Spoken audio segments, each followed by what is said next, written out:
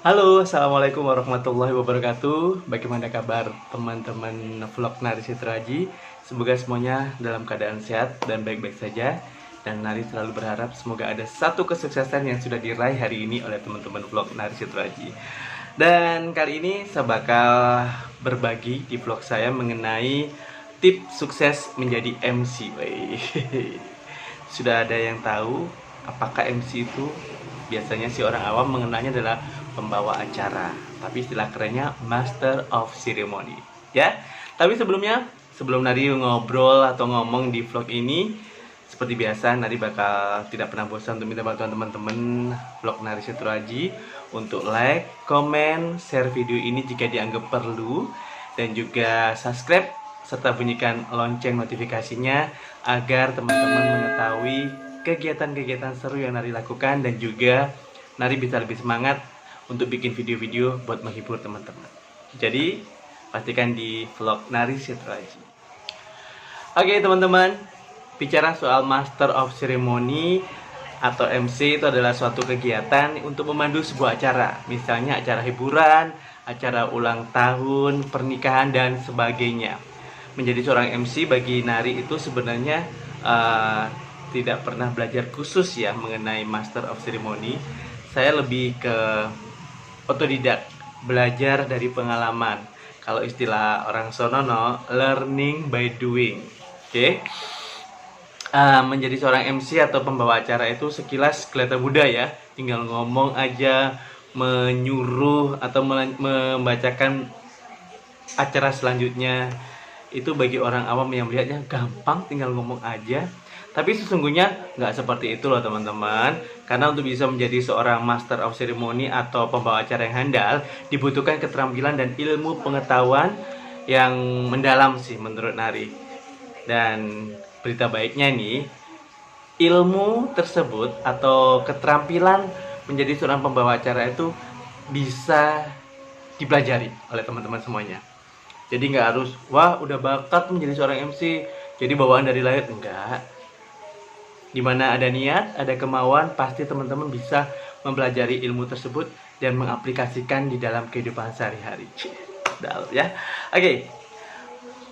Di sini saya bakal bicara mengenai persiapan kunci sukses menjadi seorang MC ya. Ada salah satu orang yang terkenal mengatakan bahwasanya adalah kunci sukses seorang Master of Ceremony atau pembawa acara itu adalah persiapan yang baik. Karena persiapan yang baik itu adalah bagian dari profesionalisme. Bukan justru seseorang yang sudah dianggap profesionalisme itu tanpa persiapan, enggak. Nari yakin semua MC sehandal apapun pasti butuh namanya persiapan. Tidak asal comot atau tidak asal langsung ayo berangkat. Enggak, pasti ada persiapan. Dan tentunya seorang MC yang baik itu akan mempersiapkan segala sesuatunya. Dari hal yang paling detail pokoknya, mulai dari pakaian atau performanya, materi acaranya, agar acara yang bakal dihandanya itu bisa berjalan lancar. Bagi seorang profesional yang memiliki jam terbang tinggi, umumnya itu memiliki persiapan dibandingkan dengan MC-MC yang jam kurangnya masih kurang begitu banyak ya. Namun itu tidak sepenuhnya sebagai jaminan sih teman-teman, karena banyak juga MC yang sudah jam terbang tinggi tapi tidak bisa menampilkan performa yang terbaik. Hal ini wajar sih sebenarnya, karena memang berbagai faktor, faktor-faktor non teknis biasanya teman-teman.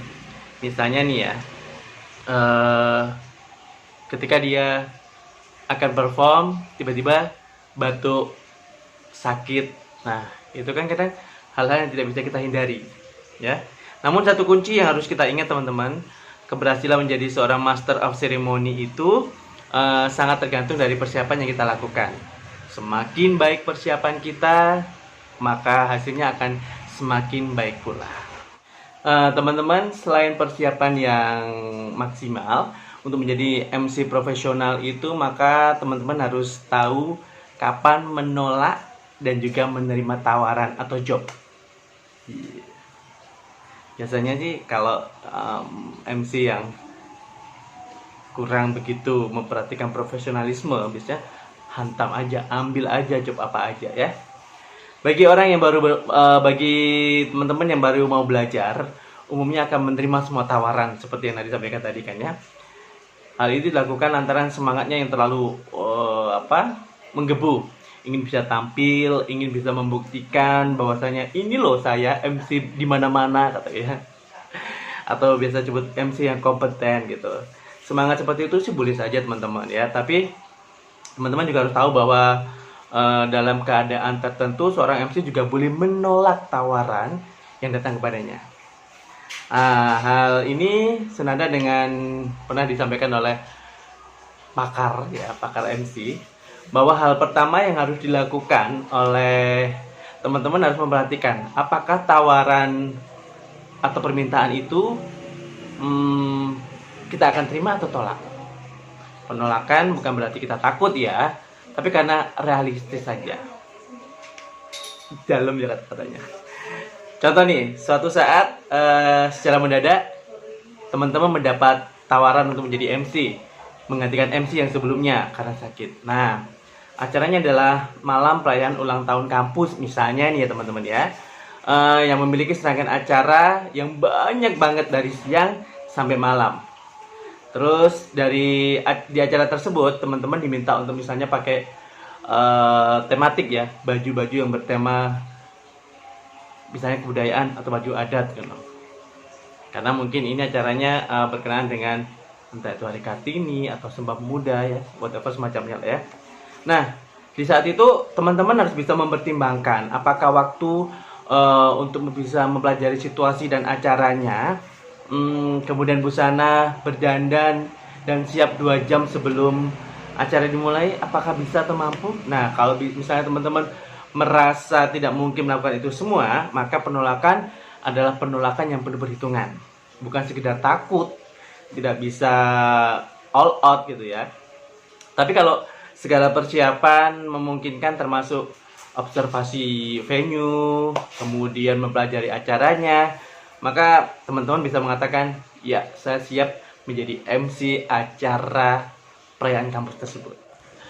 Well teman-teman, selain persiapannya matang dan kemampuan untuk menolak atau menerima suatu job, ada juga faktor yang lainnya, yaitu tuntutan kemampuan. Untuk bisa menjadi Master of Ceremony atau MC yang baik, minimal ada 3 ya kemampuan yang harus dikuasai. Kemampuan-kemampuan itu menjadi kunci utama teman-teman bisa berhasil membawa atau tidak berhasil membawa acara dengan sukses. Kemampuan-kemampuan tersebut kalau menurut Nari ada 1, kemampuan public speaking. Ya jelas lah ya, seorang Master of Ceremony paling itu mutlak kemampuan public speakingnya harus bagus. Ada beberapa teknik public speaking yang minimal harus dikuasai oleh teman-teman. Di antaranya yang paling penting adalah kemampuan olah vokal atau kemampuan verbal dan kemampuan penggunaan bahasa tubuh ketika teman-teman menyampaikan kata yang diucapkan. Well, Nari akan bahas yang pertama kemampuan olah vokal atau kemampuan verbal. Ya, kita tahu ya teman-teman, vokal atau suara itu adalah modal utama bagi seorang Master of Ceremony, tapi tidak asal bersuara ya, karena hanya kalau misalnya teman-teman asal bersuara aja semua bisa melakukannya. Tapi saya yakin kita semua pernah mendengar seorang MC saat membawakan sebuah acara. Mungkin kita mendengarkan MC itu suaranya sangat renyah, empuk gitu kan ya, jelas dan menarik, membuat kita untuk stay mendengarnya atau tetap nggak bosen lah, tidak membosankan gitu ya. Dan namun ada kalanya juga kita mendengar seorang Master of Ceremony yang suaranya itu garing, terus kemudian nggak jelas, membosankan, dan kita malas untuk bertahan mendengarkan dia ngomong gitu. Itulah perbedaan mana MC memiliki keterampilan olah vokal yang baik dan tidak. Dengan kata lain, keterampilan olah vokal ini adalah sebuah kemampuan di mana seorang MC mampu menguasai dinamika komunikasi yang baik dan menarik tentunya. Terkait dengan olah vokal, minimal ada beberapa hal yang harus teman-teman perhatikan, yaitu penggunaan bahasa, kejelasan atau kejernihan suara, kecepatan berbicara, variasi suara, dan juga jedanya teman. Selanjutnya, bahasa tubuh. Ingat ya, bukan bahasa kalbunya Mbak Titi DJ ini ya. Saat menjadi seorang Master of Ceremony atau MC, keseluruhan tubuh merupakan pasangan efektif perangkat efektif untuk membantu kesuksesan teman-teman loh ketika membawakan sebuah acara. Jika teman-teman dapat menggunakan bahasa tubuh yang tepat untuk mendukung apa yang teman-teman sampaikan, maka apa yang akan teman-teman sampaikan akan terlibat lebih kuat dan bermakna bagi para pendengarnya atau penonton atau menyaksikan MC. Sebaliknya, jika apa yang teman-teman sampaikan tidak sebangun dengan bahasa tubuh, bisa dipastikan nih teman-teman, apa yang kalian sampaikan itu akan menjadi garing adanya. Terkait dengan bahasa tubuh, ada beberapa hal yang juga harus teman-teman optimalkan. Antara lain adalah kontak mata, ya. Melihat audiens itu sangat penting, tapi tidak harus satu orang, beberapa titik. Selain itu menunjukkan kefokusan kita, itu juga sebagai bukti kita sangat kita aware dengan mereka yang mendengarkan kita ngomong. Kemudian gerakan tangan. Nah, ini jangan terlalu berlebihan, enggak, tep sedikit aja. Terus maupun cara kita berjalan, ya. Apalagi ketika kita di depan audiens, kita kan paling tidak monoton untuk stay di satu tempat kan, pasti ada sedikit pergeseran, pindah ke kiri, pindah ke kanan, atau apalagi kalau misalnya kita membawakan suatu acara kayak bedah buku atau tanya jawab, pasti ada audien yang jauh dengan kita kan, kita harus mendekat. Nah, ketika kita berjalan itu juga harus ada gestur-gestur tubuh yang membuat orang menarik gitu. Nah, teman-teman, itu tadi kemampuan di bidang public speaking. Selanjutnya adalah sebagai seorang Master of Ceremony harus mempunyai kepribadian yang menarik. Suka menarik kanan, menarik kiri, bukan teman-teman ya. Kepribadian yang di sini dimaksud menurut Nari adalah seorang MC harus bisa menampilkan diri apa adanya, ya, atau memiliki keaslian. Tapi ya paling tidak harus ada sedikit poles-poles lah ya. Jangan senatural mungkin, jangan. Seorang MC yang baik itu tidak perlu meniru orang lain, tapi cukup menjadi dirinya sendiri. Artinya biarkan audiens atau orang yang melihat kita tuh melihat kenaturalan kita. Oh, ini gayanya Nari seperti ini, gayanya Indy Barens seperti ini, gayanya Sarah Sechan seperti ini, gayanya Indra Bekti seperti ini. Semua contoh-contoh MC tua ya. Nari sendiri kadang merasa kayak geli deh ya ketika mendengar seorang MC yang tidak menjadi dirinya sendiri, seolah-olah saya malah melihat ada sesuatu yang dipaksakan. Padahal untuk menjadi MC yang baik itu hanya perlu menjadi diri sendiri, tidak perlu memaksakan diri.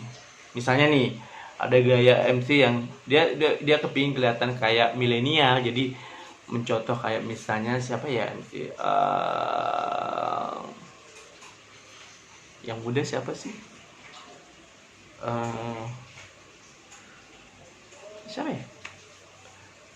Maklum udah tua, jadi angkatannya tua. Boy William mungkin. Jadi dia di Pasuruan atau bilangnya gue lo. Enggak, jangan pernah menjadi orang lain. Tetap menjadi diri sendiri ya. Kemudian yang berikutnya, yang ketiga ya, adalah kreatif dan berjiwa entertainer. Seorang MC tidak boleh sampai kehabisan kata-kata teman-teman. Apalagi ketika membawakan suatu acara, tiba-tiba diem blank, gak ada kata-kata yang dikeluarin. Jangan, itu haram hukumnya. Apalagi sudah kehabisan kata-kata, minim pengalaman juga ya. Karena MC itu dituntut untuk memiliki kreativitas yang tinggi. Sulit loh jadi MC itu. Nggak hanya membaca naskah, membaca teks, kemudian ngomong di depan orang. Enggak, imajinasinya harus ikut main terus. Ibaratnya nih teman-teman, ketika kita ngomong, ya, kita mengeluarkan kata-kata, di otak kita ini sudah ada beberapa kalimat yang akan kita sampaikan gitu loh. Makanya, oleh karena itu seorang Master of Ceremony itu dituntut harus memiliki kreativitas yang tinggi. Nah, hal itu juga bisa dilakukan seorang MC loh. Selama dia mau membuka mata, kemudian membuka telinga terhadap perubahan. Artinya juga harus melek informasi, nggak hanya monoton atau stagnan dengan isu-isu atau berita-berita seperti itu. Jadi kayak saya nih ya. Harus tetap mengikuti informasi-informasi dari milenial, gosip-gosip atau apa sih yang disuka oleh anak zaman sekarang, drakor, K-pop, bla bla bla, harus ngikutin artinya mengikuti perkembangannya ya, tidak mengikuti berubah menjadi janganlah, harus sadar diri ya. Jadi terus mengikuti informasi-informasi yang up to date gitu.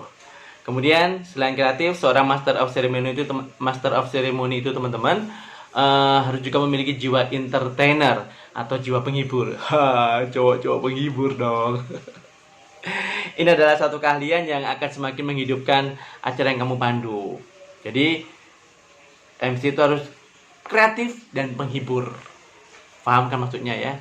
Misalnya nih, ketika kita handle suatu event, acara tiba-tiba acaranya garing, kita harus bikin kreativitas. Mungkin ada gimmick kecil atau bikin ice breaking, jadi semuanya bisa beraktivitas kembali.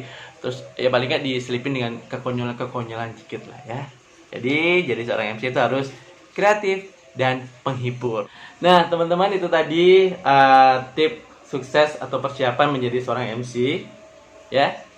Jadi kita harus mempersiapkan segalanya dengan baik, kemudian tahu kapan saatnya untuk menerima atau menolak suatu job, dan selalu meningkatkan kemampuan kita, yaitu kemampuan public speaking, kepribadiannya menarik, dan juga kreatif dan berjiwa entertainer. Oke?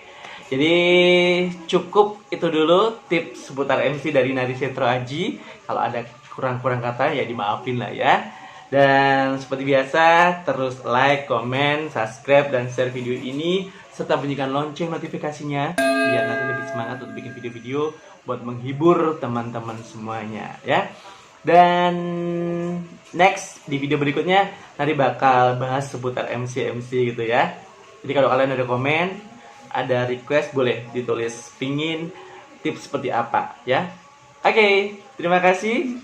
Assalamualaikum warahmatullahi wabarakatuh, dan sampaikan salam saya buat orang-orang terkasih di hati Anda. Bye-bye.